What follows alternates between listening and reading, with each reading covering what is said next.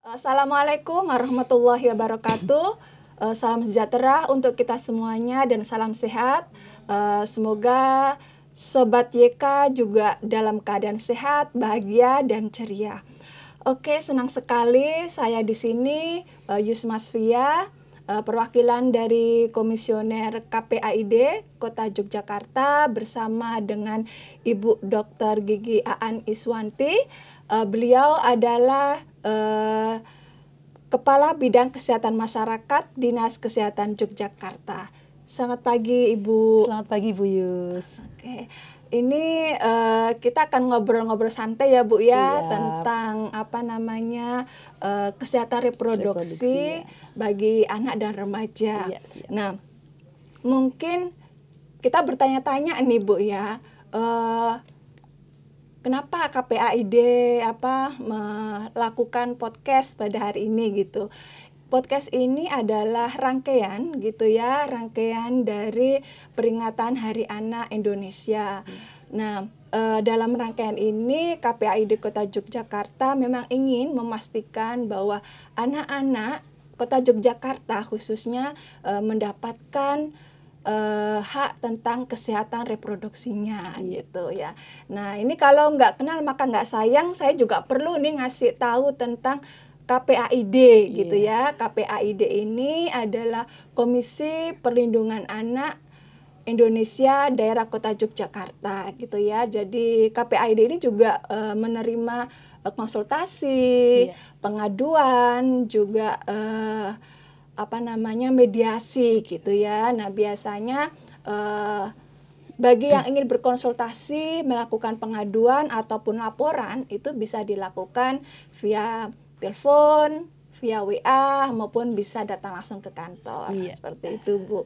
Nah, sahabat Jogja gitu ya, sahabat YK, pada kesempatan ini gitu kita akan ngobrol tentang kesehatan reproduksi anak dan remaja gitu.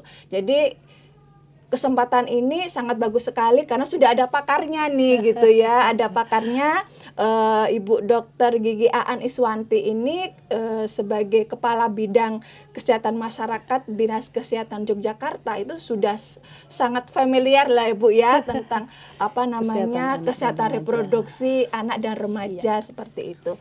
Nah, menurut Ibu gitu ya, mengapa sih kita harus penting gitu ya membahas kesehatan reproduksi anak dan remaja ini menurut Ibu? Iya, terima kasih Bu Yus, sehat selalu ya Bu ya. Ya, terima kasih terkait dengan pentingnya kenapa kita membahas kesehatan anak dan remaja, khususnya kesehatan reproduksi, karena anak dan remaja ini merupakan aset bangsa begitu ya. Jadi ini merupakan generasi penerus bangsa yang sehingga harapannya adalah ke depan kita bisa menciptakan generasi penerus yang unggul begitu. Ya, kenapa kita fokus pada anak dan remaja? Karena kalau kita bicara angka atau proporsi, anak dan remaja itu saat ini kira-kira ada 18,3%, Bu. Itu kalau dihitung angka kira-kira sekitar 43 juta. Ini merupakan populasi yang sangat besar begitu ya, sehingga inilah kenapa kita menyebutnya sebagai aset dan potensi yang memang harus betul-betul kita jaga begitu agar kita bisa menciptakan generasi unggul. Apalagi kalau kita bicara tentang remaja putri. Nah, remaja putri ini sangat rentan sekali dengan kesehatannya. Artinya mulai remaja putri sudah mulai mengalami menstruasi. Kemudian kalau tidak dijaga dengan betul kesehatannya, dikhawatirkan bisa anemia. Nah, anemia yang terus-menerus ini nantinya ke depannya saat yang bersangkutan itu hamil, kemudian melahirkan, itu juga dikhawatirkan akan menghasilkan generasi yang tidak bagus. Itulah kenapa kita fokus pada anak-anak dan remaja putri, karena apabila tidak kita atasi, nanti efeknya akan jangka panjang ke generasi penerus begitu Ibu.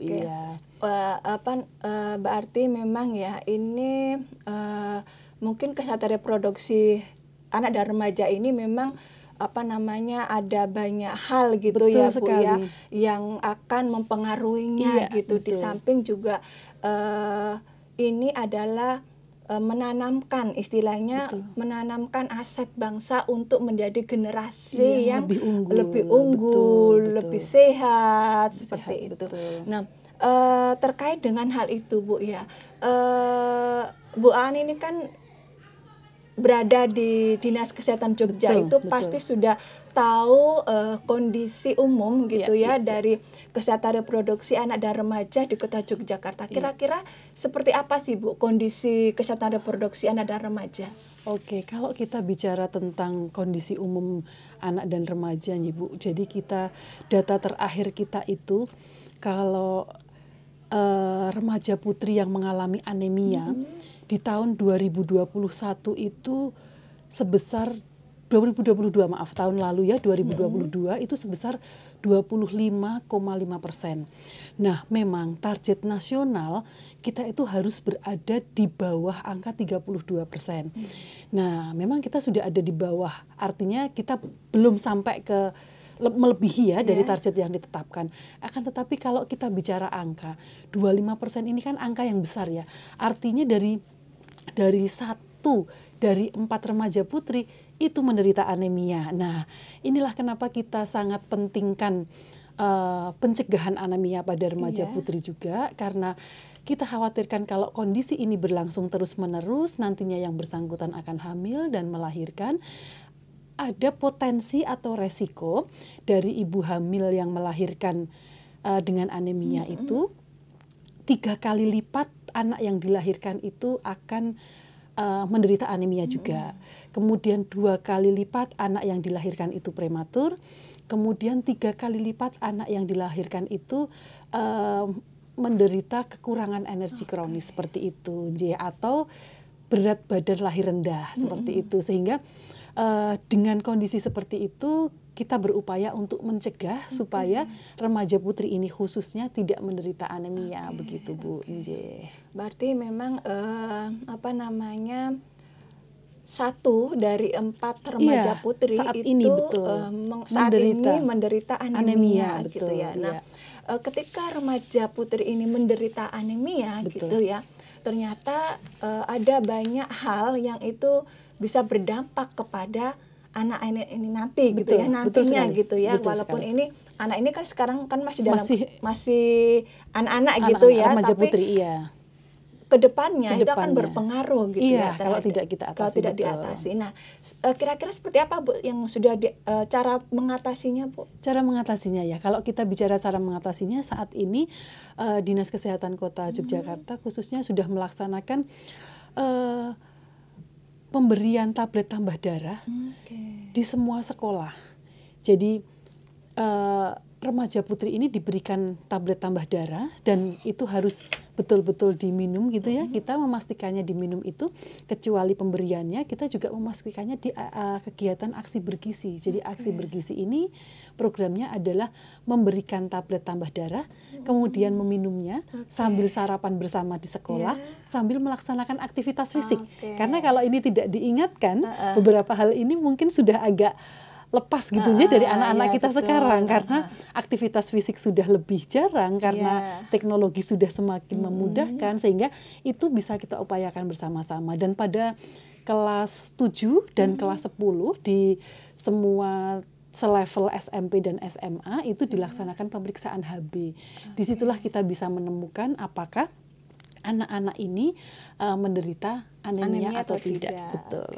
Nah, kalau itu tadi mungkin terkait anemia ya Bu ya. Betul sekali. Kira-kira menurut Ibu selama ini gitu ya, problem apa gitu ya yang kira-kira muncul di remaja kita gitu ya, selain tentang kesehatan anemia ini gitu ya, terhadap gangguan anemia ini gitu. Kira-kira problem apa saja Bu yang mungkin lebih khusus terkait dengan kesehatan reproduksinya gitu.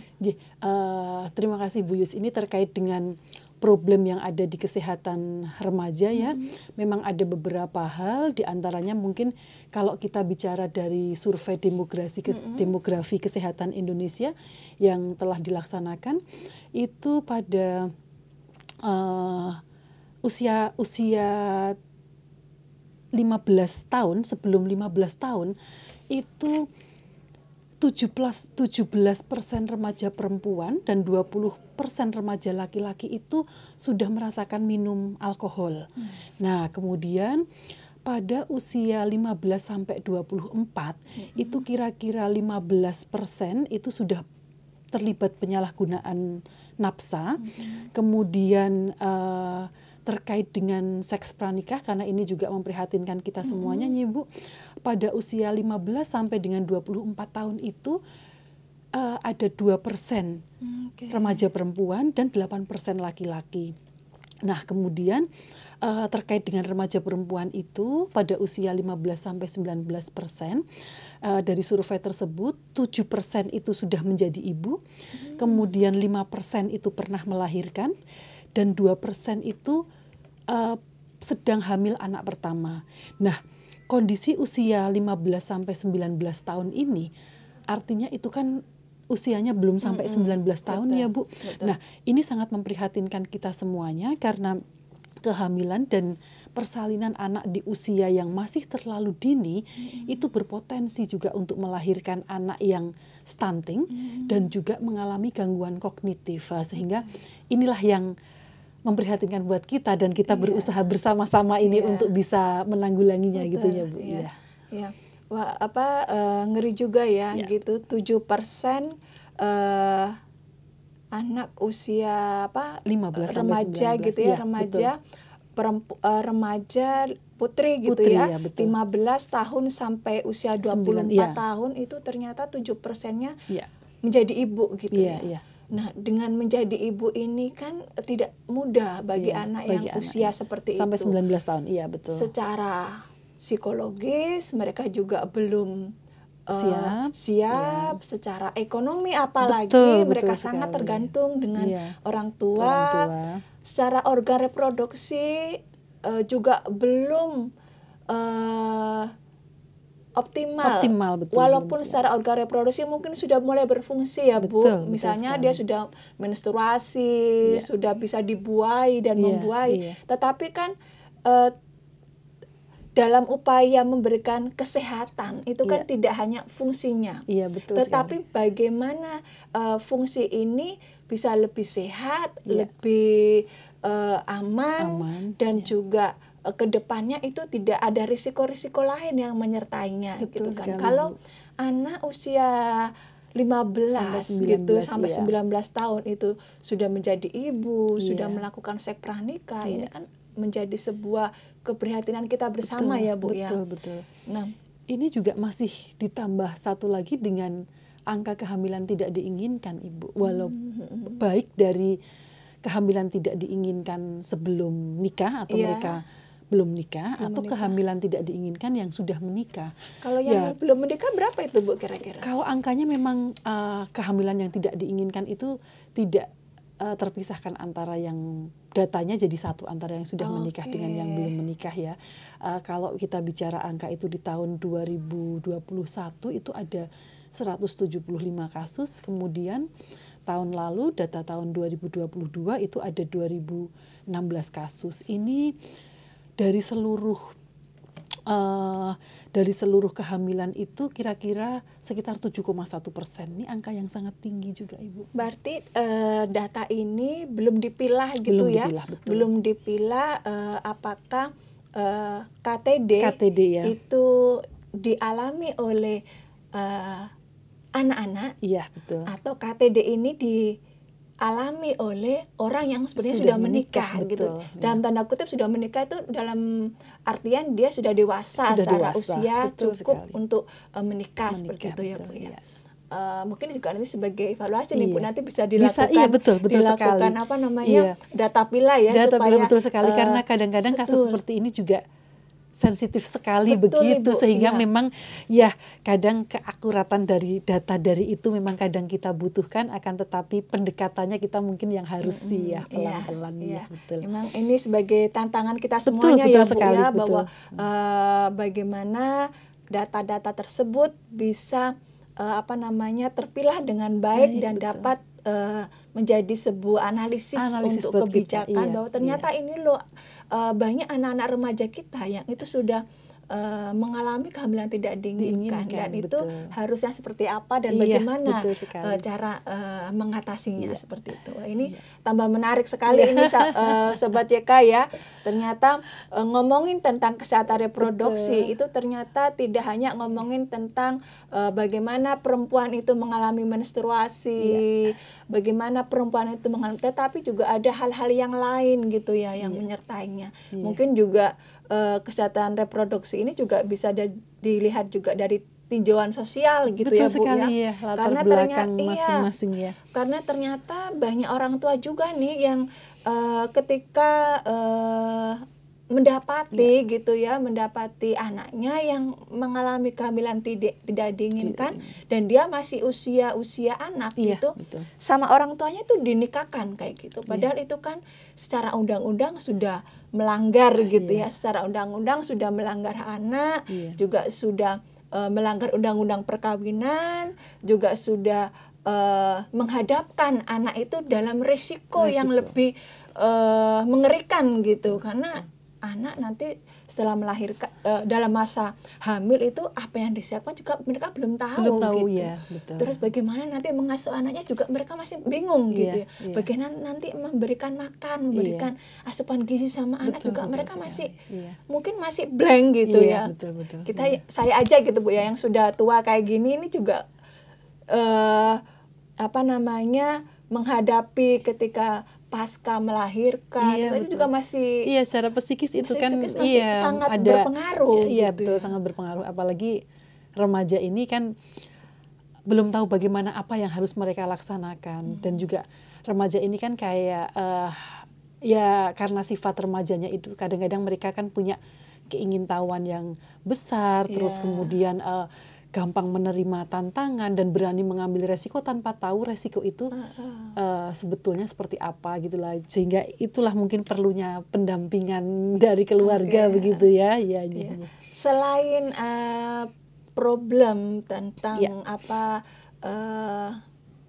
angka kehamilan tidak diinginkan, anemia, stunting gitu ya, kira-kira ada hal yang lain nggak Bu yang muncul? Misalnya nih Bu, kan Dinas Kesehatan gitu ya, apalagi Kota Yogyakarta ini kan sudah mendapatkan peringkat utama di Kabupaten Kota Layak Anak gitu ya. Itu kan nggak main-main peringkatnya gitu ya. Nah, cara menghadapinya gitu ya. Apakah punya kebijakan-kebijakan gitu untuk mengatasi problem-problem tadi, Bu? Siap, ya. Kalau terkait dengan kebijakan, mungkin saya sampaikan terkait kebijakan dari pemerintah Kota Yogyakarta, kemudian mungkin nanti terkait kegiatan apa sih upaya yang sudah dilaksanakan Dinas Kesehatan selama ini, begitu ya, Bu Yus ya. Untuk terkait dengan kebijakan Pemkot, kita mempunyai peraturan wali kota nomor 41 tahun 2021 tentang rencana aksi daerah. RAD ini ya Bu? Ya, ini RAD mempersiapkan generasi unggul melalui program 8.000 hari pertama kelahiran tahun 2001 sampai dengan 2025. Jadi RAD-nya itu ada 5 tahun 2021 sampai dengan 2025. Ini adalah upaya kita bersama untuk mempersiapkan generasi unggul 8.000 HPK. Nah, ini mungkin keunggulannya dari daerah yang lainnya, Bu Yus. Kalau daerah yang lainnya atau sesuai dengan kebijakan pusat itu biasanya kan 1.000 HPK. Itu sudah sangat sering didengar ya. 1.000 HPK biasanya Mas seperti itu ya. Kalau ini 8.000 gitu. Artinya kita memang fokus betul-betul mempersiapkan sampai dengan remaja. Karena kalau kita hitung 8.000, ini nanti sampai usia 19 tahun, Bu Yus. Kalau 1.000 tadi kan sampai sekitar 3 tahunan. 3 tahunan. Nah, ini buat Kota Yogyakarta belum cukup. Karena setelah itu kita harus siapkan. Tadi terutama kita sudah diskusikan terkait pentingnya aset anak dan remaja tadi, sehingga kita mempunyai RAD-nya ini sampai 8.000 hari pertama kelahiran, sampai itu kira-kira nanti usia 19 tahun. Nah, ini di dalam perwal ini nanti akan muncul pembagian peran dari pemerintah, dari masyarakat, dan dari sektor yang lain, dari swasta ataupun juga lembaga-lembaga yang lainnya, sehingga kita bisa sama-sama berperan untuk mempersiapkan generasi yang unggul ke depannya, seperti itu. Ya. Berarti memang ini sebagai sebuah perhatian ya, khusus kita perhatian ke anak dan remaja, karena upaya, sangat pentingnya memang mempersiapkan. Tidak hanya 1000 hari, tidak hanya 1000 ya, 1000 hari pertama kelahiran betul, tetapi bagaimana anak-anak ini tidak hanya ketika di bawah balita, tetapi juga terus remaja, kita ikutin sampai usia 19 tahun kita ikutin perkembangannya sampai dengan usia 19 tahun, betul. Dan semuanya kita siapkan betul sampai dengan mereka melalui masa-masa remaja ini, begitu. Karena beberapa hal yang sudah kita diskusikan tadi itu. Gitu. Nah, ini biasanya Bu, 8.000 hari pertama kelahiran anak ini kan 8.000 ya, berarti kan sampai usia kira-kira 19 tahun. 19 tahun. Upaya-upaya apa Bu yang dilakukan? Ya, kalau kita mungkin karena saat ini fokusnya di anak dan remajanya Bu, ya saya sampaikan upaya yang sudah dilaksanakan Dinas Kesehatan terkait dengan kesehatan anak dan remaja. Di antaranya adalah kita melaksanakan screening kesehatan di semua tingkatan pendidikan di sekolah. Dari mulai dari level sekolah semuanya itu ada. Berarti dari PAUD, dari TK, SD, SMP, SMA. Cuman kalau kita bicara remaja mungkin kita fokusnya di SMP, SMA. Usia SMP, SMA. Kemudian pada usia SMP, SMA ini untuk menghindari anemia tersebut pada remaja putri juga kita laksanakan screening kesehatan untuk pencegahan anemia di kelas 7 dan kelas 10. Jadi begitu masuk level SMP, kemudian nanti begitu masuk level SMA dengan pemeriksaan HB, hemoglobin. Jadi nanti kalau dari situ terlihat anemia, kita bisa lakukan rujukan atau penanganan lebih lanjut. Terus kemudian kita juga tadi sekilas saya sampaikan, kita ada gerakan aksi bergizi. Jadi gerakan aksi bergizi ini adalah gerakan minum tablet tambah darah, kemudian kita sarapan bersama, dan kemudian melakukan aktivitas fisik. Kenapa kita laksanakan minum tablet tambah darah secara bersama-sama? Karena menurut hasil evaluasi sebetulnya tablet tambah darah ini kan sudah diberikan beberapa waktu yang lalu, sudah rutin diberikan kepada remaja putri. Akan tetapi ternyata ya namanya anak-anak remaja mungkin kontinuitas dari minumnya itu yang tidak teratur. Kadang ada yang memang sengaja, ada yang lupa, ada yang sengaja itu karena ada yang mengeluhkan misalnya wah tabletnya terlalu besar, atau kemudian ada yang menyampaikan bahwa kok setelah minum mual gitu, sehingga itu kita atasi bareng-bareng supaya kita memastikan bahwa tablet tambah darah yang kita berikan ke sekolah itu betul-betul diminum oleh siswa putri yang bersangkutan, seperti itu. Kemudian juga kalau kegiatan yang kita laksanakan edukasi kesehatan reproduksi yang melalui sekolah, kemudian melalui posyandu remaja, organisasi-organisasi remaja, kemudian kalau di sekolah itu ada kader kesehatan, kita berikan pelatihan kader kesehatan, kemudian kita juga menyiapkan fasilitas kesehatannya sebagai PKPR. Jadi PKPR ini adalah pelayanan kesehatan peduli remaja. Sehingga 18 puskesmas di kota Yogyakarta ini semuanya sudah puskesmas dengan PKPR. Jadi sudah puskesmas yang mampu melaksanakan pelayanan kesehatan peduli remaja, seperti itu, Bu. Kalau tadi ya di sekolah-sekolah tingkat remaja dari SMP dan SMA itu fokus kepada anemia gitu ya. Nah, kira-kira selain anemia itu apa saja Bu yang diberikan? Iya. Karena permasalahan kesehatan reproduksi anak dan remaja ini kan sangat kompleks ya Bu ya.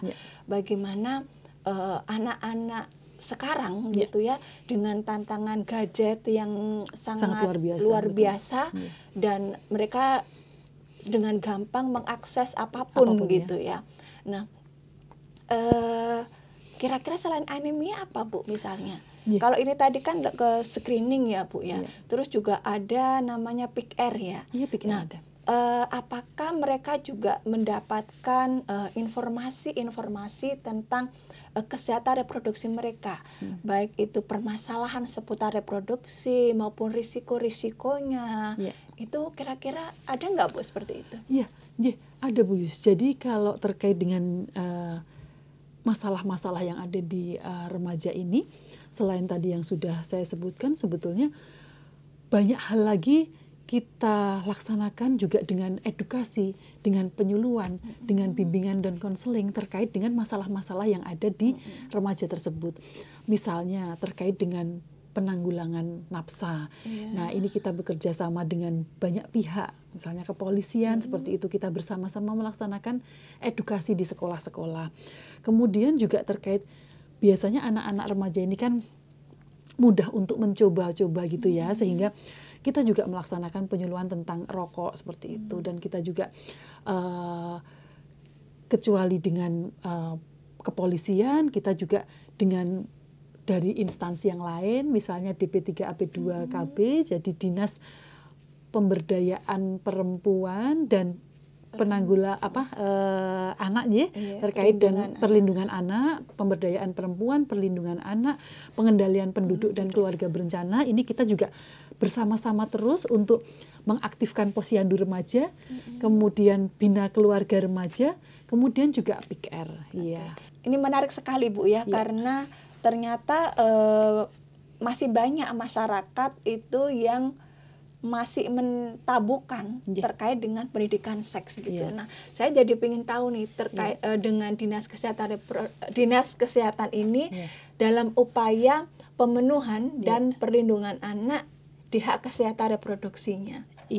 Terima kasih Bu Yus. Terkait dengan pendidikan seksual ini memang kita berikan sesuai dengan porsi remaja atau sesuai dengan sekolahnya begitunya. Kita bersama-sama dengan pihak sekolah, kemudian dengan Kementerian Agama ini juga selalu bahu-membahu dengan kita, karena di tiap kementerian, kalau di Kota Yogyakarta itu ada juga KUA, jadi kita bisa bekerja sama juga, dan kita juga punya psikolog di semua puskesmas, sehingga harapannya apa yang dikhawatirkan orang tua ini bahwa seks ini tabu untuk dibicarakan, itu bisa kita laksanakan dengan sebaik-baiknya. Karena dengan pemberian informasi yang benar, tentunya harapan kita itu akan menjadikan anak-anak ini justru tidak mencari-cari informasi yang tidak betul, atau mencoba-coba yang tidak betul, yang mereka memang tidak mengerti begitu. Jadi kita berikan pemahaman, kita berikan pengetahuan agar mereka betul-betul mengerti mana sih sebetulnya yang boleh dilaksanakan, mana sebetulnya yang tidak boleh dilaksanakan. Begitu Bu Yusni. Berarti memang ini sudah menjadi sebuah kebutuhan kita bersama sekali, ya, bahwa kita harus memberikan informasi dan pengetahuan kesehatan reproduksi kepada anak-anak itu secara jujur dan terbuka, sesuai dengan usia maupun kebutuhan oleh anak mereka, gitu ya. Karena kita tahu nih Bu, sekarang ini kan anak-anak itu sudah mulai menstruasi itu kan sudah sangat lebih cepat, dini, lebih dini gitu ya. Anak kelas 3 SD sudah ada yang mengalami menarse kayak gitu. Nah, itu kan bagaimana kesiapan orang tua ini kan juga perlu. Tapi lagi-lagi banyak orang tua yang memang belum siap begitu ya dengan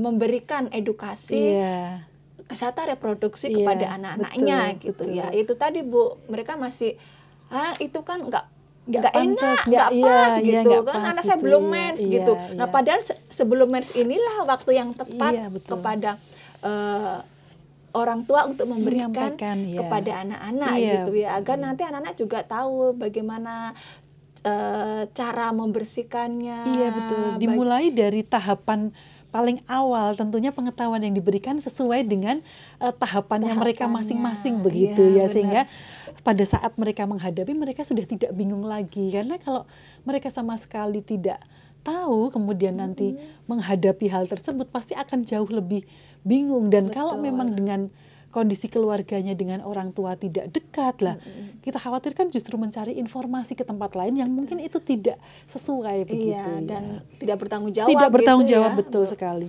Oke, nah itu terkait dengan pendidikan kesehatan reproduksi ya Bu ya. Nah karena juga ternyata juga ada banyak kasus juga gitu ya, anak-anak itu yang belum aware gitu ya, ataupun orang tuanya belum aware gitu ya. Anak ini juga sebenarnya nggak tahu gitu, karena korban dari ketidaktahuan gitu ya. Ada banyak kasus kekerasan seksual gitu ya. Ini kan juga berkaitan dengan kesehatan reproduksi ya Bu ya. Betul sekali. Karena mungkin mana boleh disentuh, mana yang tidak boleh disentuh, siapa yang boleh dan tidak, itu kan anak-anak ini kan juga harus mendapatkan informasi ya Bu ya.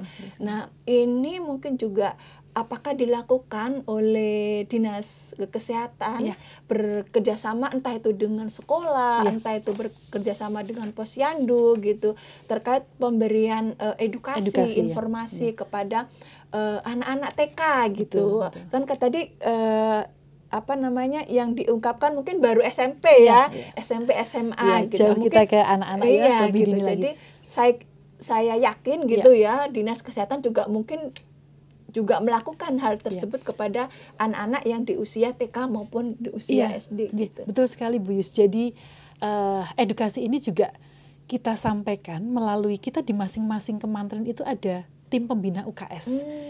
Tim pembina UKS ini isinya lintas sektoral. Inilah pentingnya kita selalu menjalin komunikasi lintas sektoral untuk terkait dengan penanganan anak dan remaja ini.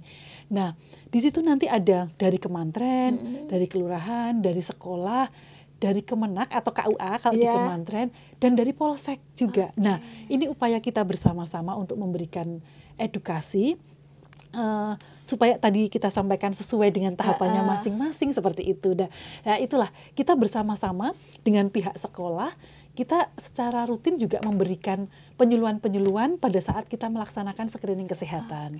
Kemudian ya mudah-mudahan ini tidak terjadi, akan tetapi misalnya ada korban kekerasan terhadap perempuan dan anak di 18 puskesmas kota Yogyakarta ini sudah dinyatakan menjadi puskesmas yang mampu tata laksana penanganan korban kekerasan perempuan dan anak.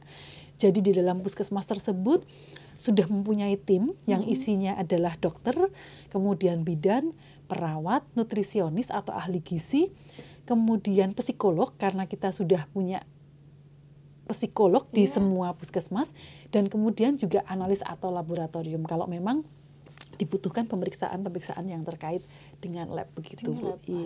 Ini keren sekali Bu, kalau ini sudah tersosialisasi dengan baik gitu ya di masyarakat. Mudah-mudahan kita siapkan begitu ya, walaupun harapannya itu tidak terjadi begitu ya. Karena ini layanan-layanan yang sebenarnya sudah disediakan untuk masyarakat. Ini kan gratis ya Bu ya. Gratis. Sangat gratis dan bisa diakses oleh semua warga Kota Yogyakarta. Betul sekali. Nah, ini harapannya ini bisa tersosialisasi dengan baik supaya secara masif gitu ya, sehingga warga masyarakat itu bisa mengakses. Kalau kita nggak minta Bu, minta, gitu betul, ya. Tapi kita harus siap kita seandainya, harus aware gitu, harus sekali. mempersiapkan. Apalagi Kota Yogyakarta ini sudah kategori utama gitu, jadi tidak hanya kota layak anak jadi tidak hanya satu bidang atau satu lembaga saja yang ramah anak, tetapi semuanya itu harus ramah anak gitu ya. Nah, apakah tadi kan di puskesmas juga ada psikolog juga ya Bu ya? Ada psikolog, ada tim khusus gitu ya untuk menangani hal-hal khusus terkait misalnya ketika menangani korban anak atau kekerasan seksual seperti itu sudah ada gitu ya. Nah, apakah di puskesmas juga itu ada layanan khusus untuk anak-anak remaja yang ingin berkonsultasi gitu ya terkait dengan permasalahan sekitar kesehatan reproduksinya gitu. Iya. Kalau terkait dengan layanan ini jelas ada, Bu. Jadi layanan dan psikolog, banyak yang mengakses nggak, Bu, kira-kira? Ada yang semakin kesini ini semakin angkanya semakin banyak. Kalau dulu kan mungkin kayaknya orang tuh belum aware, wah kenapa kapan aku harus ke psikolog atau apa tuh enggak. Tapi kalau sekarang itu sudah banyak yang menyadari bahwa memang ada kebutuhan untuk datang konsultasi ke psikolog gitu. Jadi itu bisa diakses layanan ini selama jam kerja pelayanan puskesmas itu juga selalu siap dan ini juga sesuai berarti dengan jam kerja. Iya, jam kerja jam 8 dan kalau jam layanan mungkin sesuai jam pelayanan jam kantor begitu ya karena kita gitu, Bu, ya? Oh enggak, kalau puskesmas jam 2:30 sampai 2:30 14.30. Terus ya, jadi. Gimana dengan anak-anak sekolah, Bu? Ya. Ini kan kalau anak-anak sekolah itu kan mereka hanya liburnya itu kan kalau nggak Sabtu Minggu ya. Oh gitu. Nah, terus jam sekolah itu kan ini juga termasuk jam sekolah gitu. Jam sekolah ya. Itu menyiasatinya gimana kalau seandainya ada nih anak-anak yang pingin berkonsultasi gitu, tetapi tidak di jam-jam layanan. Kalau tidak di jam layanan mungkin sebelumnya mungkin bisa janjian dengan psikolognya terlebih dahulu karena biasanya kalau sudah pernah datang itu kan kayak ada ikatan nanti sudah lebih dekat lagi. Nah itu nanti secara teknis memang mungkin psikolog dengan yang bersangkutan begitu. Akan tetapi kalau selama ini yang dilaksanakan walaupun jam sekolah karena kebetulan juga banyak juga psikolog ini melayani rujukan dari sekolah begitu, Bu. Jadi bekerja sama ya dengan jadi guru semua BK, dengan sekolah. Karena memang kalau memang pemeriksaan di sekolah itu kan kita pasti akan bekerja sama dengan sekolah. Jadi pada saat screening ini kan juga dilaksanakan screening. Penjangkauan juga ya ke sekolah. Ya, sehingga nanti kalau di sekolah itu ada yang dirasa memang belum cukup dengan bimbingan dan konseling di sekolah, nanti pasti akan dirujuk ke puskesmas wilayah masing-masing seperti itu. Ya. Berarti bisa ya, tetap bisa melayani anak-anak di luar jam jam layanan gitu karena dengan perjanjian dengan psikolog dengan janjian terlebih dahulu gitu karena kan atau orang konsul itu kadang ada hotline atau kalau hotline-nya per puskesmas masing-masing. Berarti ada ada. Dan itu bisa diakses 24 bisa diakses jam. Karena semua puskesmas itu saat ini harus punya hotline baik untuk misalnya menanyakan informasi maupun untuk penanganan keluhan kan keluhan terkait kesehatan juga mungkin di puskesmas masing-masing itu ada begitu. Berarti selain bisa dilakukan dengan mengadakan janji gitu janji terlebih dahulu bisa juga melakukan kontak terlebih dahulu dengan hotline atau juga bisa melakukan penjangkauan dari sekolah ke sekolah-sekolah gitu. Berarti ini memang dinas kesehatan ini ternyata berkolaborasi dengan banyak lembaga dan instansi ternyata tidak hanya dengan sekolah saja, tetapi juga ternyata dengan Kemenak, dengan kita kepolisian seperti itu dan ini akan menambah kerja yang lebih ringan gitu ya dibanding kalau dinas kesehatan sendirian karena kalau terkait kesehatan ini rasanya malah justru nggak mungkin akan kerja sendiri betul ya karena banyak faktor yang nanti solusinya itu akan bisa didapatkan dengan peran lintas sektoral itu tadi tidak bisa dari kesehatan saja begitu ya. Berarti ada banyak pihak-pihak yang dilibatkan dalam upaya pemenuhan maupun pelindungan hak kesehatan reproduksi anak dan remaja di Kota Yogyakarta. Nah, dengan berbagai program gitu yang sudah dicanangkan oleh Dinas Kesehatan, termasuk juga sudah tadi mempersiapkan RAD gitu dari 2021 hingga 2025 gitu. Kira-kira gitu ya tantangan-tantangan apa Bu yang ya. biasanya itu dihadapi oleh Dinas Kesehatan gitu terkait dengan lebih khusus pada kesehatan reproduksi gitu. Kalau kita bicara tantangan ya memang ini kita upayakan bisa kita selesaikan bersama-sama begitu ya. Kalau tantangan mungkin kalau karena diskusi tadi kita peran-peran lintas sektoral ini sangat kita harapkan sehingga mungkin masih ada yang kurang optimal sehingga nanti bisa lebih kita optimalkan lagi begitu. Kemudian tantangan selanjutnya terkait dengan kemajuan zaman dengan media online, media internet yang sangat cepat sekali berkembang ini sehingga dikhawatirkan apabila anak remaja ini tidak mempunyai filter yang kuat itu lebih banyak mengakses hal-hal yang negatif daripada yang positif sehingga itu diperlukan rangkulan kita bersama untuk bisa menghindari hal tersebut gitu ya. Karena kalau informasi-informasi yang masuk ke remaja ini salah tentunya kan itu akan semakin sulit bagi kita nanti untuk semakin merangkul mereka kembali. Ini juga begitu. Perlu merangkul Kominfo ini Bu betul, gitu karena jadi, ini kan akses bagaimana peran media informasi karena itu kan mereka itu tadi kalau remaja itu keingintahuannya besar kemudian kalau ternyata mereka itu salah dalam mengakses, nah ini kan juga tantangan buat kita bagaimana kita bisa memberikan hal-hal positif sehingga mereka juga dalam mengakses media yang sudah sangat bebas ini, mereka juga mengaksesnya hal-hal yang positif begitu. Kemudian tantangan selanjutnya memang kalau dari sisi keluarga memang sangat kita butuhkan kedekatan gitu ya, kedekatan dari keluarga yang lebih bisa memperhatikan anak dan remaja tersebut karena kadang-kadang kebutuhan remaja itu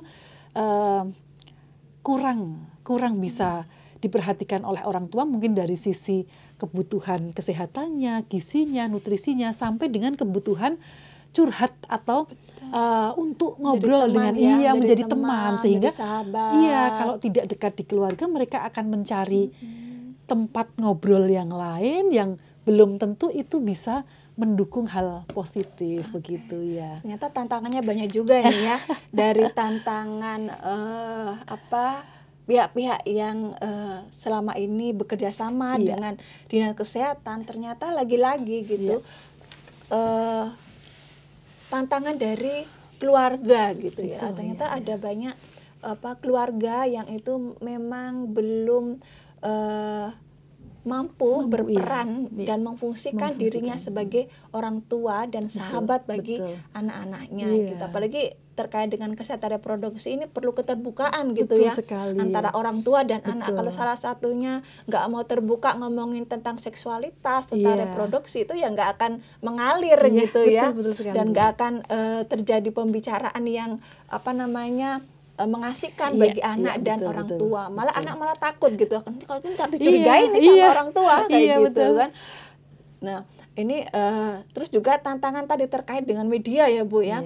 Karena memang sekarang media sangat berperan besar dalam pertumbuhan anak-anak sekarang gitu ya. Bagaimana anak-anak mempunyai persepsi tentang tubuhnya, bagaimana remaja mempunyai persepsi tentang perilaku yang harus dia lakukan gitu. Itu kan juga banyak itu masukan-masukan yang dari media sosial yang mungkin belum cocok dan tidak cocok buat mereka. Nah, bagaimana remaja ini bisa mengontrol dengan menyesuaikan sesuai dengan nilai-nilai yang dia anut ya gitu. Karena saya yakin ya Bu ya ini setiap orang pasti punya nilai-nilai gitu dan nilai agama, nilai sosial, nilai keluarga gitu yang harus dianut oleh setiap orang kayak gitu. Nah, ini sangat menarik sekali gitu ya. Jadi ini juga media ini juga nanti perlu, kalau tadi kan belum muncul nih Bu karena ini jadi tantangan gitu ya, dan kolaborasi tadi belum muncul dari Kominfo gitu ya. Nah, ini nanti kedepannya bisa kerjasama dengan Kominfo bagaimana membuat media-media yang menarik. Kominfo juga merupakan salah satu unsur lintas sektoral yang sangat sangat kuat sekali untuk bekerja sama selain dengan instansi yang lain. Selama ini juga sudah dengan Kominfo juga. Iya. Sama seperti hari ini gitu ya, kita bekerja sama dengan Kominfo gitu ya. Terkait dengan ini salah satu bentuk kita untuk melaksanakan edukasi ya. Salah satu bentuk upaya mensosialisasikan, mengedukasi masyarakat terkait kesehatan reproduksi gitu. Kalau nggak dengan Kominfo ya kita nggak ada tempat media untuk mengedukasi. Ini betul sekali. Ini kerjasama yang sangat baik ini ya Bu ya.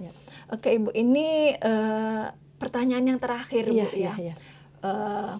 Ini nggak terasa ini dari tadi ya. Gitu. Jadi tadi kan sudah ada upaya-upaya, terus juga udah ada tantangan, juga sudah ada bagaimana bekerjasama dengan pihak lain. Nah ini harapan Ibu gitu ya sebagai perwakilan dari pemerintah kota dalam hal ini Dinas Kesehatan Kota Yogyakarta, harapannya apa Ibu terkait dengan remaja, orang tua, sekolah dan masyarakat? Terima kasih Bu Yus. Terkait dengan remaja, harapannya tentunya remaja ini bisa mempersiapkan fisik dan mentalnya secara baik dengan mempersiapkan menjadi generasi yang berkualitas.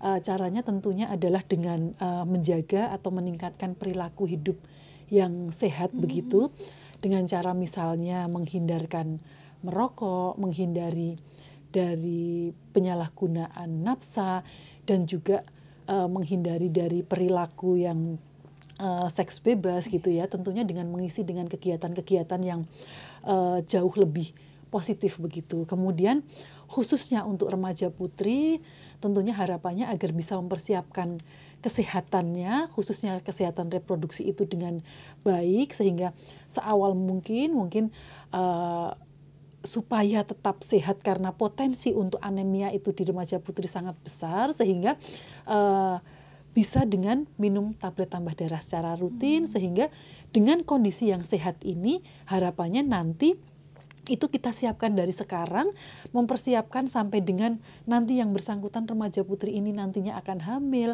kemudian menikah, hamil, kemudian mempunyai anak dan sebagainya seperti itu. Kemudian kalau untuk orang tua tentunya bisa lebih komunikatif atau lebih dekat dengan keluarga, dengan anak-anak khususnya yang remaja ini, karena remaja ini jangan sampai salah mendapatkan informasi yang tidak baik, sehingga harapannya adalah orang tua ini bisa merangkul dan menjadikan teman curhat, sehingga ada apa-apa anaknya itu larinya akan ke keluarga dan tidak mencari sumber-sumber informasi yang salah begitu.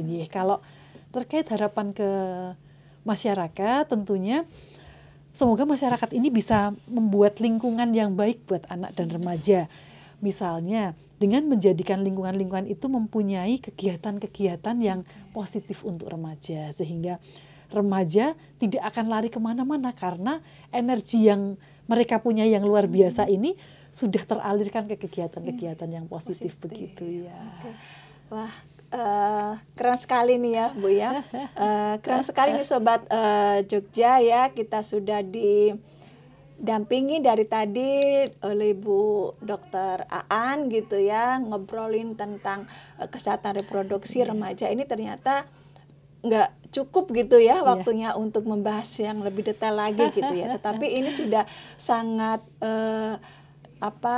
sangat baik untuk menjadikan awal kita untuk mengedukasi kepada masyarakat terkait dengan pemenuhan dan perlindungan kesehatan reproduksi anak gitu, karena ini sudah menjadi sebuah kebutuhan yang harus dipenuhi oleh negara, orang tua dan juga masyarakat gitu, karena itu tadi kita akan kedepannya adalah membuat generasi yang unggul sehingga pemenuhan kesehatan reproduksi ini sangat penting untuk dipenuhi oleh pemerintah, negara maupun orang tua dan juga masyarakat. Itu saja dari kami Sobat Jogja, saya Yus, Mas Fia, dan Ibu Dokter Aan undur diri dan tetap menjaga kesehatan dan tetap memenuhi hak anak dan melindunginya dari segala bentuk kekerasan. Iya.